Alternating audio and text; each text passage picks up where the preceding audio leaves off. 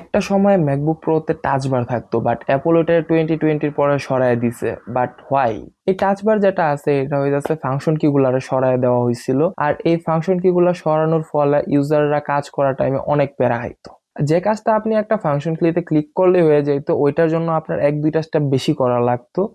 এটার জন্য কাস্টমাররা অনেক ইরিটেশন ফিল করতেছিল। আর মেইন যে রিজনটা আমার কাছে মনে হয় এই টাচ বারটা সরানোর, ওইটা হইতাছে প্রত্যেকটা অ্যাপ ওয়াইজ এটারে ডেভেলপ করা। এখন এই টাচ বারটা অটোমেটিক তো ছিল না যে সবগুলোর সাথে নর্মালি কাজ করবে। এটার জন্য প্রত্যেকটা অ্যাপ ওয়াইজ এটারে ডেভেলপ করা লাগতো। যেহেতু এটা প্রত্যেকটা অ্যাপ ওয়াইজ ডেভেলপ করা হয় নাই, সেহেতু এটা অনেকগুলো অ্যাপ ইউজ করার টাইমেই গ্লিচ বা বাগস দেখা দিত।